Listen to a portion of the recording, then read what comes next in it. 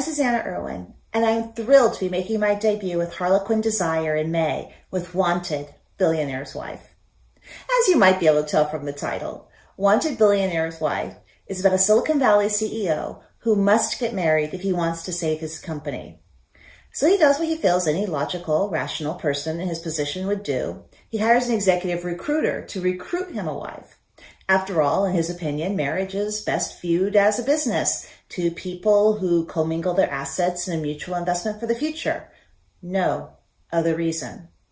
However, the executive recruiter might have different ideas about what constitutes a successful marriage, and she might be able to convince him that love is a necessity after all.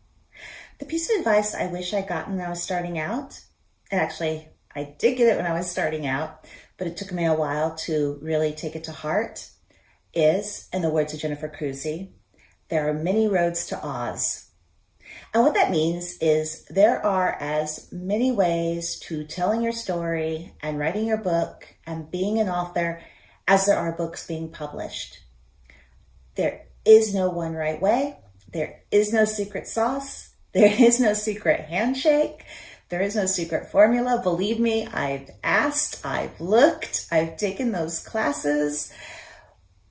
But at the end of the day, the only way to be a writer, the only one sure way, is to sit down at the computer or to sit down with paper and pen in hand and put words on the page. In my opinion, the worst writing advice is any writing advice that begins with an absolute. You must, or you must never. There are a lot of rules in writing, or a lot of people will tell you there are rules in writing, and it's good to know those rules, and it's good to know why people think show don't tell is important, or why people think don't use passive voice is important, or why people think speech tags should be said, or speech tags should never be said. I actually have a friend who just ran into that with her manuscript, where someone took out all the saids in her manuscript and circled them and wanted them her to use exclaimed or whispered. Disregard anything that tells you you have to do something a certain way. This is for all the writers who have been writing for a long time and still haven't published. Keep going.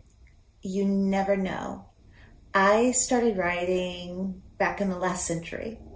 I started taking classes at UCLA Extension.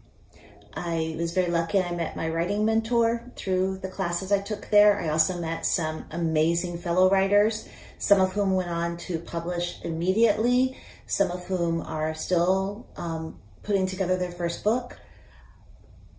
There is no timetable in writing. Seriously, honestly, I know there's all sorts of advice right now, especially with the way the publishing industry is set up and especially with all the advice that's given to writers who want to self-publish. But you set your goals, you set what success means to you and what it looks like for you, and you keep it personal. Don't let other people set those things for you. So here's proof that someone can start writing many years ago and still get a debut book contract. Or maybe that's not what you want. Maybe you want to do something else with your writing. But whatever it is, just keep going. The world needs your story.